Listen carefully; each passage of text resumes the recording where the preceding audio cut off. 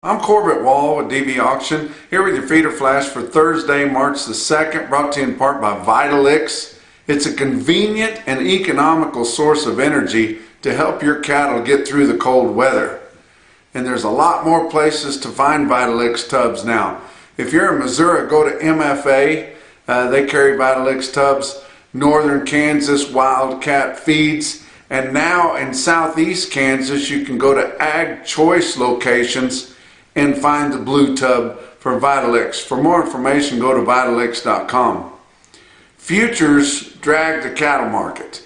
And it wasn't just the cattle futures, which were down on Wednesday. And it wasn't uncommon that they were down. They'd been up for a few days, and that's kind of the way things go. But corn futures and beans especially were both up big. And we don't know if that stopped them from going down, or maybe they're just the same way. They're just going to volley back and forth a little bit. But people were starting to get pretty excited about corn getting cheaper as they're thinking about feeding cattle. But corn was up pretty good on Wednesday. And we've seen a lot more trade in your cattle futures. We've seen more open interest. In fact, open interest hit a high for 2023, which is still pretty young, but it was very close to the high for open interest for 2022. So we got a lot more people playing in it, and of course there's more people hedging because the prices are getting so dangerous. But also you see the funds getting in more, which they're gambling people's retirement money, trying to make a hit there. And there's likely some of them that are looking at the fundamentals and thinking that cattle are going to get much higher, and there's some that are thinking that they're overbought and they're going to go back down. But it's good to see more trade in your cattle futures. Keeps them from being quite so volatile. But got to talk about cattle politics a little bit, and some of you people really get your feathers ruffled when I talk about politics at all. But it makes a difference in your cattle markets and just the overall perspective of the cattle. But if John Kennedy is my favorite Republican senator, which he is by a long shot, I just love John Kennedy out of Louisiana, Jon Tester is my favorite Democratic senator. He's from Big Sandy, Montana. I've been through that country there. And I can feel him when I drive through that very rural part of Montana, up in northern Montana there. But Jon Tester kind of sees things the right way. He called bullshit to the Magoo administration's handling of the Chinese spy balloon that flew over his state, and he thought they should have took it out immediately. And of course they didn't. He's a sponsor for the Cattle Price Discovery and Transparency Act, which I'm a big supporter of, and you know that. I've been in contact with his staffers on some different things that were going on, including that Cattle Price Discovery and Transparency Act. But he has coupled with South Dakota Senator Mike Rounds, who has been to one of my presentations before, and he understands things too. But they have called for the U.S. to ban Brazil imports of beef. Well, that's a no-brainer. Yeah, they're not nearly as safe as us, and they're sucking us down all the time. And we've got two of our big four that are Brazilian home base there. But Brazil has reported yet another case of BSE. We haven't seen BSE much for quite a bit, but they reported another case of it. But they were kind of tardy in reporting it. There were 35 days elapsed between the time that they identified the positive case and the time that they confirmed it. And NCBA has even got on the right side of this, and they have called this 35 days elapsed time between the time they identified the BSE case and the time they confirmed it. They have identified that as unacceptable, and they have also said that the U.S. And the Magoo administration could do this with little less than strike of a pen there to ban imports of beef from Brazil.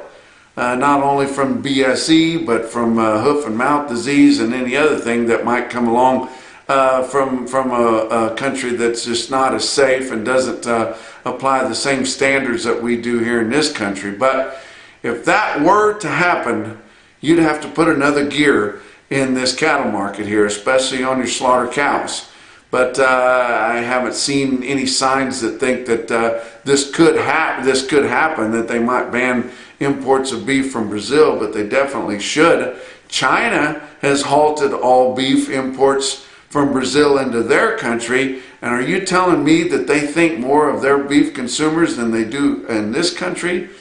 Kind of doubt it, but you know, that's kind of what's going on out there, and I agree that they should ban imports of beef from Brazil. Let's talk about your board. On Wednesday there, your April live cattle futures were down 35 cents at 165.12. June was down 75 at 160.60. Your back months were down 57 cents to up just 2 cents. March feeder cattle down $1.50. Remember when $1.50 was the daily limit?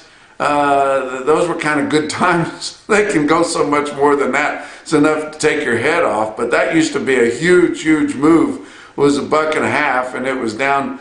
Spot March was down $1.50 on Wednesday at 188.30, and it had everything to do with corn come bouncing back from their recent losses.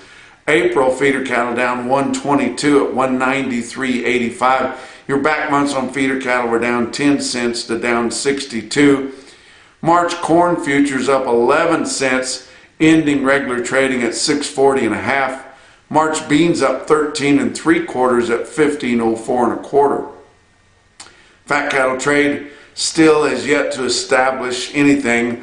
Iowa did sell about 500 head, confirmed on Wednesday from 161 to 166. I mean, it's inching a little higher. It's going to be higher, guys. It's absolutely going to be higher. Why would it not be? Your packers are absolutely short bought. And there's tight supplies of market-ready cattle. Yeah, we have entered into a new month. They can likely pull more contracts, but if they don't fill that 15 to 20% that they need to get from the open market, if they don't fill that continuously and stay with it, then they get really short bots where they're at right now. Didn't have any trade out of Nebraska or in the Southern Plains anywhere. Did have a fat cattle auction at Sioux Falls Regional Livestock in Worthing, South Dakota, about 1,700 head. Didn't have a good comparison because the blizzard stopped the sale that they were going to have last week, so no sale last week. Not a good comparison from 2 weeks ago on steers. Heifers compared to 2 weeks ago were $4 to $8 higher. Conventional cattle in Worthing, South Dakota sold from 159.5 to 167.50, with program cattle, non-implanted or drug-free cattle, up to 171 1/4. So you see what happens with competitive bidding, and why we don't do that on all those fat cattle, I can't understand. I realize why it is. I talk about it all the time, but I can't understand why people fall for it. Box beef cutout values, a little bit cheaper again, but they are still at all-time record highs for March the 1st. And they have come off that just a little bit, but I'm not going to say that the rally's over on box beef cutout values. On Wednesday afternoon, choice cuts were down $1.12 at 287.83. Selects down 282 at 276.43. Your slaughters running at a good clip this week. 376,000 harvested through the first 3 days of the week. That's 19,000 more than last week's disappointing harvest, and absolutely steady with the same week a year ago. Talk about what else is going on. Livestock Risk Services, that's Dakota Moss there in the Oklahoma National Stockyards Exchange Building there in Oklahoma City. They're your livestock specialists on your LRPs. So if you guys are going to turn cattle out this spring or summer, and I know a lot of you are, these strike prices on what you can guarantee those cattle to bring are really getting up there. And I don't advise you to turn those cattle out if you don't get some protection on them of some kind. There's too much upside that you can lock in and way too much downside if you don't have yourself protected. But get a hold of them at Livestock Risk Services. Get yourself an LRP and sleep at night this spring and summer.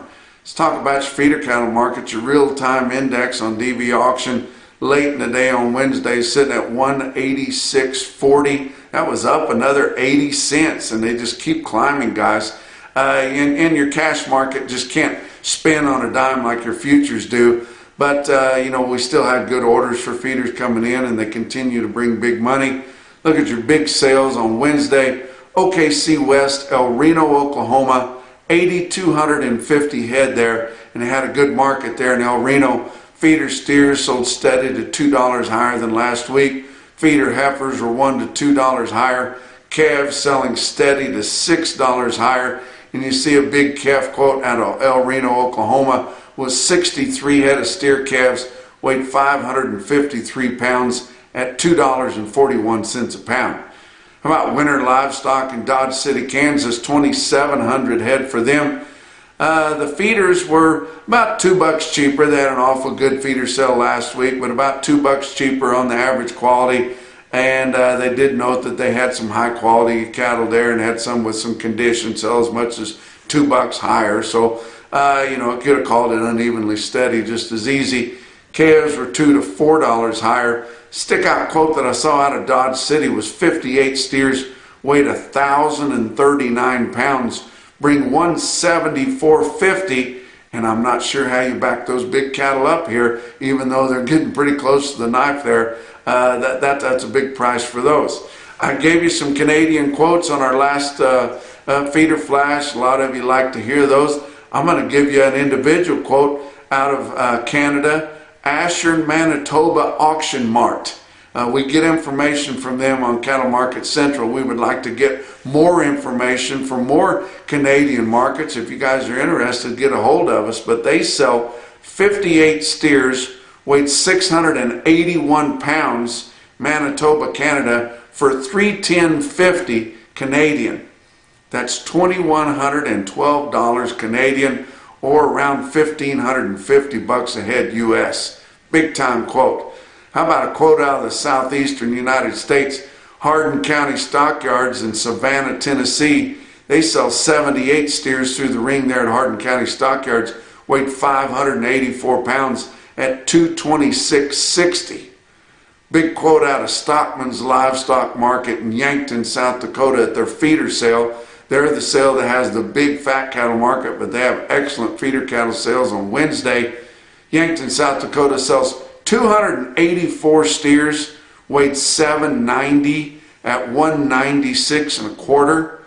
But the best quote that I saw anywhere on Wednesday, your Mackerson No BS top quote for the day comes out of Creston, Iowa at Creston Livestock Auction. They sell 136 steers, weigh 660 pounds at $223.25. And that's your feeder flash for Thursday.